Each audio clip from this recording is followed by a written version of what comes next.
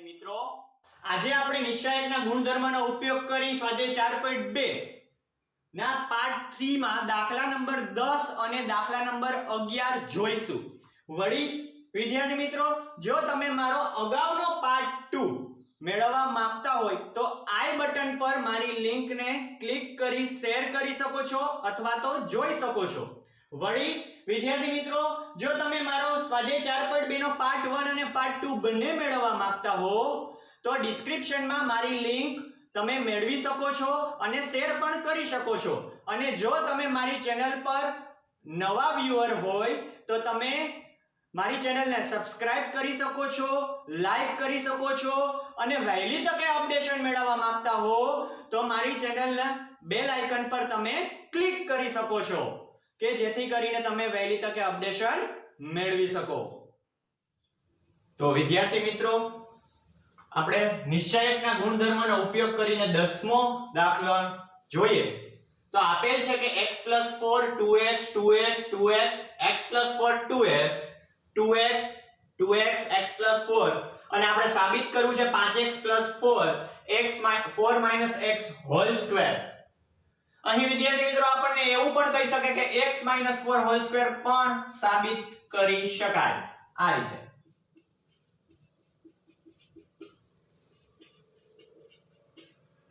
Square હોવાથી હવે આગળ વધીએ તો આપણને ડાબા બરાબર લઈ શકીએ x + 4 2x 2x 2x x + 4 2x 2x 2x અને x + 4. હવે મેં કઈ પ્રોસેસ કરી છે અહીંયા ધ્યાન આપીએ આપણે કે વિદ્યાર્થી મિત્રો, મેં અહીં બીજા સ્તંભના દરેક ઘટકને 1 વડે ગુણી પ્રથમ સ્તંભમાં ઉમેરતા. હવે બીજા સ્તંભના દરેક ઘટકને 1 વડે ગુણી પ્રથમ સ્તંભમાં ઉમેરતા. જુઓ, બીજા સ્તંભને 2x ને 1 વડે ગુણું એટલે 2x જ થશે. હવે પ્રથમ સ્તંભમાં ઉમેરવું એટલે x + 4 તો હતા એટલે અહીંયા સુધી આવ્યું. અહીંયા જોઈએ તો આને 1 વડે ગુણું તો x + 4 * 1 એટલે x + 4 જ થશે. x + 4 * 1 એટલે x + 4 અને 2x હતા એટલે 2x + x + 4 અહીંયા સુધી થયું. હવે આગળ વધીએ તો આને 1 વડે ગુણું 2x એટલે 2x * 1 એટલે 2x થયું. આમાં ઉમેરું 2x તો હતા જ એટલે આટલું થયું. હવે આગળ વધીએ તો ત્રીજા સ્તંભના પણ દરેક ઘટકને 1 વડે ગુણી પ્રથમ સ્તંભમાં ઉમેરતા.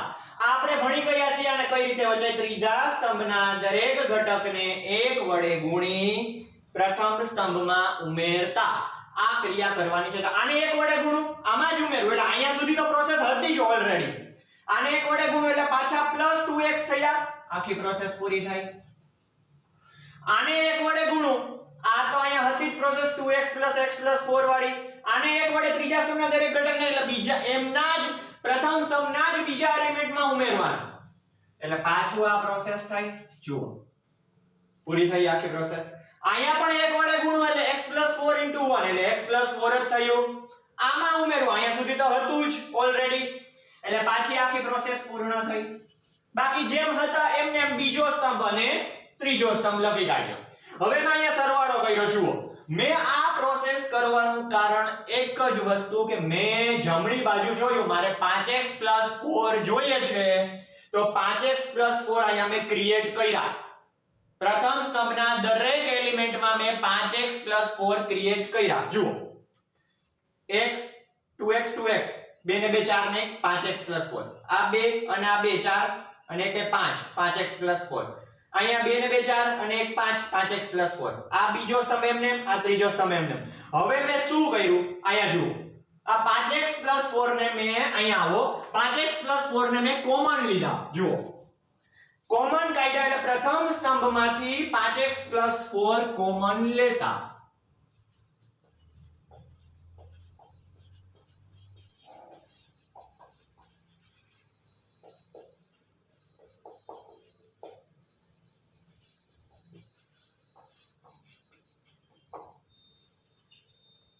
ઓકે, એટલે 1 1 1 બાકી એમને એમ 2x x + 4 2x 2x 2x x + 4. હવે કઈ પ્રોસેસ આપણને ખબર જ છે, આપણે જાણીએ છીએ કે 0 કરવાની ટ્રાય કરવાની છે. 0 કરવાની તો હું 0 કરવાની ટ્રાય કરું તો જો આ 1 - 1 0 થાય, આ 2x - 2x અહીંયા શૂન્ય થઈ શકે. તો હું આને એવું કહી શકું બીજી હારના દરેક ઘટકને, આ મને અહીંયા બે એલિમેન્ટ શૂન્ય થાય એટલે હું આ લઉં છું, બીજી હારના દરેક એલિમેન્ટ્સને એક નહીં પણ -1 વડે ગુણી, બીજી હારના દરેક એલિમેન્ટ્સને -1 વડે ગુણી પ્રથમ હારમાં ઉમેરતા.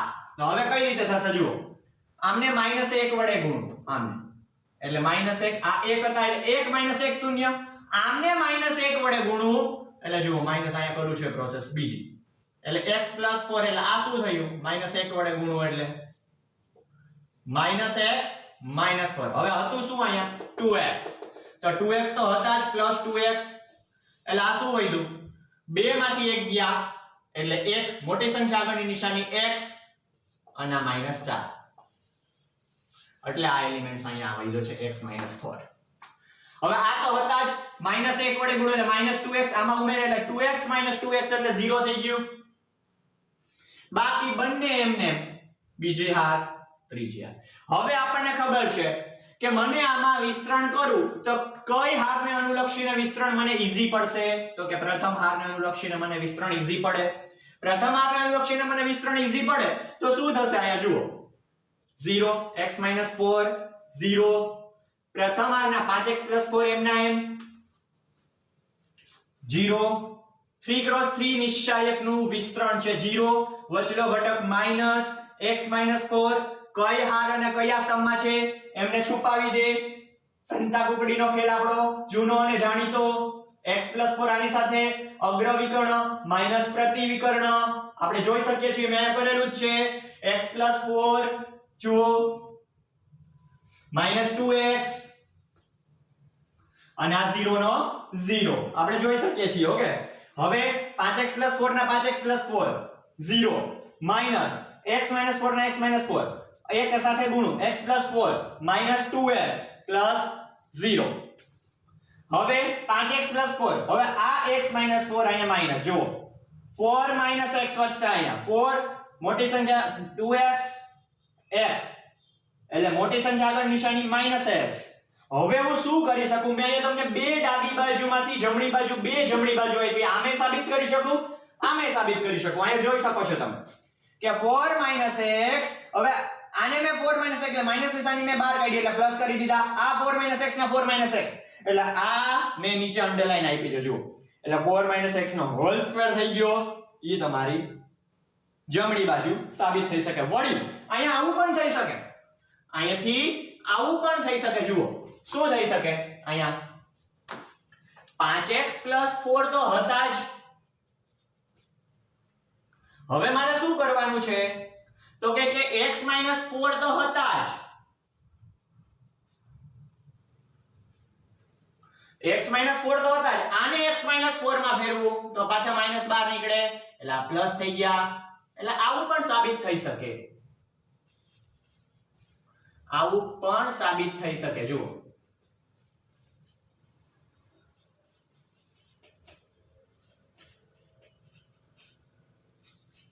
આ બીજી સાઈડ થઈ ગઈ એટલે આ પણ સાબિત થાય અને આ પણ સાબિત થઈ શકે.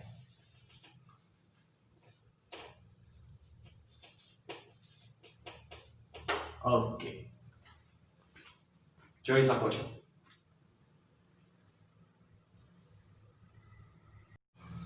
તો વિદ્યાર્થી મિત્રો આપણે અગાઉનો જે સમ જોયો તે જ રીતે આ સમ છે 10માનો બીજો દાખલો.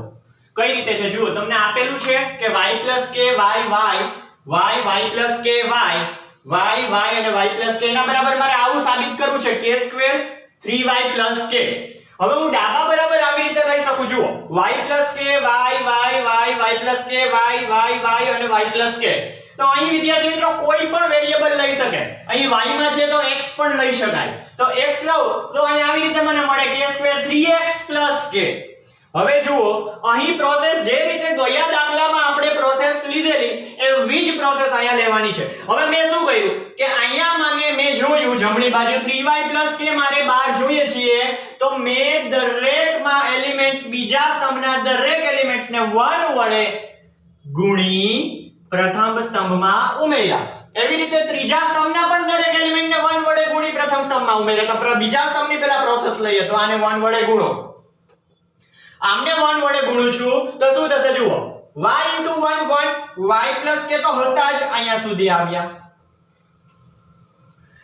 y + k ને 1 વડે ગુણું એટલે y + k જ વધે. y તો હતા જ અહીંયા સુધી આવ્યા. આમને 1 વડે ગુણું y * 1 1 ના 1 જ રહ્યા. y તો હતા જ અહીંયા સુધી આવ્યા. હવે ત્રીજા સ્તંભના પણ દરેક એલિમેન્ટને 1 વડે ગુણી પ્રથમમાં ઉમેરતા. બીજો સ્તંભ તો એમને ત્રીજાને 1 વડે ગુણો આ એલિમેન્ટ્સને y * 1 1 આવ્યા અહીંયા. બધું જ પહેલા સ્તંભમાં ભેગું કરવાનું છે. આમને 1 વડે ગુણો અહીંયા આટલું હતું આ પાછા એક y આવ્યા. આમને 1 વડે ગુણું y + k ને આ હતું આ આવ્યા.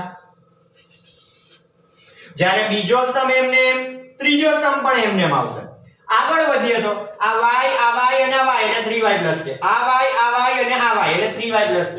આ y અને 3y + k. એટલે 3y + k અહીંયા જો મેં લખેલું છે ભેગા થયા 3y + k અહીંયા ભેગા થયા એટલે 3y + k 3y + k 3y + k. આ એમને બીજો અને ત્રીજો સ્તંભ 3y + k આખું પદ પ્રથમ સ્તંભમાંથી મેં કોમન લઈ લીધા. એટલે અહીં લખવું હોય તો લખી શકાય 3y + k કોમન લેતા. ઓકે હવે જુઓ હવે કઈ રીતે થશે. હવે મારે 0 બનાવવાની ટ્રાય કરવાની છે. તો 0 મારે બનાવવો હોય તો હું શું કરું. તો મારે મેક્સિમમ એલિમેન્ટ 0 થાય અને ઈ જે હાર અથવા સ્તંભને સાપેક્ષ વિસ્તરણ લઉં તો ઈ ફટાફટ મારું વિસ્તરણ સોલ્વ થાય એવી રીતે મારે કરવું પડે. તો અહીંયા જુઓ એક આ y અને આ y આ ઊભી થઈ શકે. આ 1 અને આ 1 આ પણ થઈ શકે. યા તો આ 1 અને આ 1 આ પણ થઈ શકે અને આ y અને આ y આ પણ પ્રોસેસ થઈ શકે. એટલે કે કોઈ એક પ્રોસેસ લેવાની અને ઈ જે તે મેક્સિમમ એલિમેન્ટ 0 થાય અને એ એલિમેન્ટ્સને સાપેક્ષ મારે વિસ્તરણ લેવું પડે. તો મેં અહીંયા બીજી હારના દરેક એલિમેન્ટ્સને -1 વડે ગુણી પ્રથમ હારમાં ઉમેરતા. મેં પ્રોસેસ અહીંયા બતાવેલી છે. જુઓ આમને -1 વડે ગુણું એટલે અહીંયા 1 - 1. આમને -1 વડે ગુણું એટલે કૌંસમાં આગળ માઈનસ એ જો અહીંયા બતાવેલું છે. આમને માઈનસ વડે ગુણું અહીંયા મેં બતાવેલું છે y - y. જ્યારે બીજી હાર તો એમને એમ, ત્રીજી હાર પણ એમને એમ. હજુ વિદ્યાર્થી મિત્રો જુઓ આ 1 - 1 એટલે 0. આ મેં કૌંસ છોડ્યો એટલે માઈનસ ઓછે વત્તે ઓછા y કટ થઈ ગયા. y - y 0 એટલે મારું કહેવાનો મીનિંગ એવો છે કે મેક્સિમમ એલિમેન્ટ જે તે હાર કે જે તે સ્તંભમાં શૂન્ય થવા જોઈએ. હવે આ અને આ મેન એલિમેન્ટ્સ જ શૂન્ય થઈ ગયા તો પ્રથમ હારના અનુલક્ષી વિસ્તરણ એટલે આ શૂન્ય અને આ શૂન્ય સીધું થઈ ગયું. એટલે વચ્ચેના પદનું જ માત્ર અગ્ર માઈનસ પ્રતીક એટલું જ આવે. તો જોઈએ હવે પ્રથમ હારના અનુલક્ષીને વિસ્તરણ કરતા 3y + k આ 0 પ્રથમ હારના અનુલક્ષીનું વિસ્તરણ કરું છું. જુઓ 0 - k તો છે જ્યારે વતલો માઈનસ આપણે જાણીએ છીએ વતલો માઈનસ વિસ્તરણમાં આપણે જાણીએ છીએ 3x3 નિશ્ચાયકનું વિસ્તરણ કરીએ તો વચ્ચેનો એલિમેન્ટ હંમેશા માઈનસ આવે. આપણે સિમ્પલ કહીએ છીએ કે આજુબાજુ બે ધન ધનાધન ધન વચ્ચે માઈનસ. Okay -k. હવે કઈ રીતે થશે જુઓ. કઈ હાર તો કે પ્રથમ હાર. બીજો સ્તંભ રમો સંતા કુકડીનો ખેલ. ચલો જુઓ આ આમની સાથે એટલે અગ્ર વિકર્ણ 1 * y + k માઈનસ પ્રતિવિકર્ણ જુઓ -y. હવે કઈ રીતે થશે. આ 3y + k એમને આ 0 ના 0 આ માઈનસ માઈનસ પ્લસ કરી દીધા. y કૌંસ છોડું છું y + k - y 0 ના 0 y cut 3y + k k * k એટલે k સ્ક્વેર થયા અને 3y + k આ મારી જમણી બાજુ થઈ રહ્યા છે મિત્રો. તો આમાં એક વસ્તુ એવું કહેવા માંગુ છું કે કદાચ ટ્વિસ્ટેડ કરીને પૂછી શકે અહીંયા a પણ કરી દે, b પણ કરી દે કે c પણ કરી દે. અરે મારા ભાઈ અમુ બચ્ચું ચિંપાલનો abc નથી કરવાનો. અરે અહીંયા કોઈ પણ વેરીએબલ આપી શકે યાર.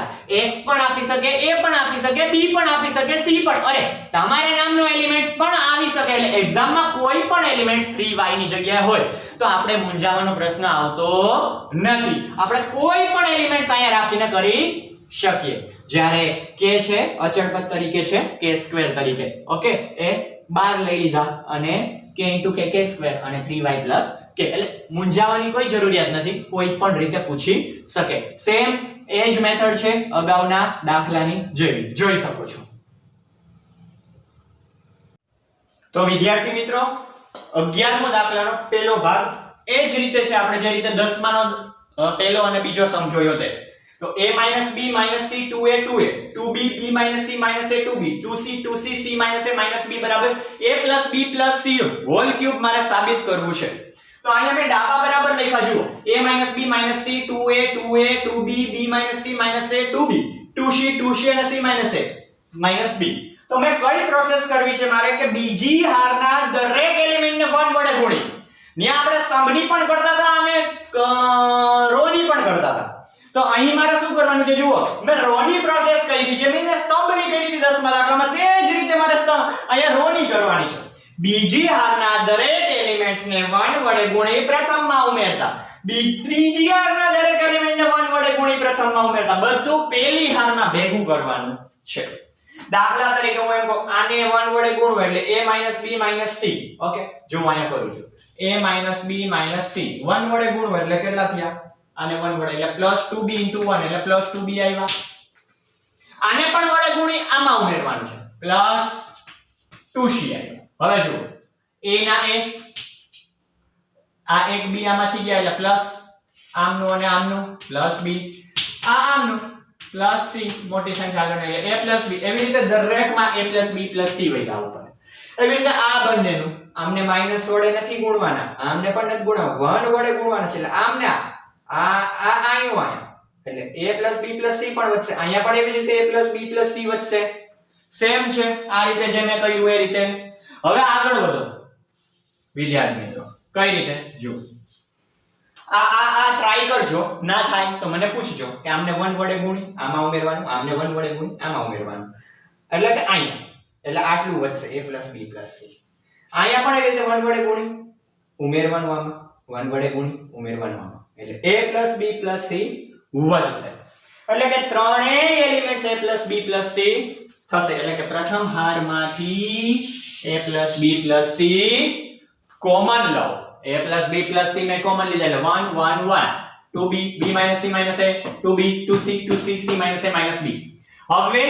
હવે મેક્સિમમ 0 કરવાની ટ્રાય કરવાની, આપણને ખબર છે મેક્સિમમ 0 કરવાની. તો આમાં બે પ્રોસેસ થઈ શકે, કોણ કે તો કે કઈ રીતે જો, એક તો આ 2c 2c 0 થાય, આ પણ 0 થાય.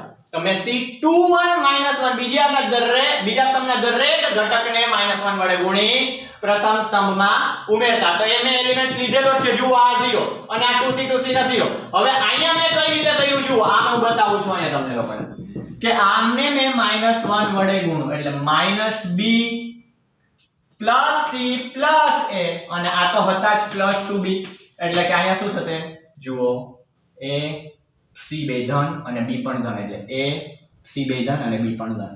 ઓકે, આવ્યું બરાબર. જુઓ b + c + a. હવે બીજી કઈ પ્રોસેસ થઈ શકે તો કે બીજી પ્રોસેસ એક તો આ 1 અને 1 આ શૂન્ય થાય, આ 2b અને આ 2b શૂન્ય થાય. એટલે પ્રથમ સ્તંભને અનુલક્ષીને એટલે એક ઘટક 2c વધે, એ પણ પ્રોસેસ હું લઈ શકું તો પણ મારો જવાબ એટલે કે સાબિત થઈ શકે. તો મેં હવે આ પ્રોસેસ લીધી એટલે મારું આ શૂન્ય થયું, અહીંયા b + c + a અને આ મેં બીજી હારના એલિમેન્ટ્સને 2c અને માઈનસ થશે, માઈનસ વડે ગુણો એટલે -2c અને 2c માં આવ્યા એટલે શૂન્ય થઈ ગયું. એટલે 0 અને 0 પ્રથમ સ્તંભને અનુલક્ષીને મારે વિસ્તરણ કરવું તો મારી પ્રોસેસ ઓછી થાય. એટલે કે પ્રથમ સ્તંભને અનુલક્ષીને હું વિસ્તરણ મેં બતાવેલું છે a + b + c 0 ના 0, એટલે આ પ્રથમ સ્તંભને અનુલક્ષીને હું વિસ્તરણ કરું, વચ્ચેનો એલિમેન્ટ હંમેશા માઈનસ, આ માઈનસ. અને હવે કયા હાર અને કયા સ્તંભમાં છે જે એલિમેન્ટ્સ માટે તમારે કરવું તો કે બીજી હાર અને પ્રથમ સ્તંભમાં તો છુપાવી દે. વૈધા ઘટાની સંતા ટુકડી અગ્ર વિકર્ણ માઈનસ પ્રતિ વિકર્ણ, અગ્ર માઈનસ પ્રતિ એટલે આ બેયનું અને આ બંનેનું કોનું કોનું થશે જો હું રાઉન્ડ કરું છું.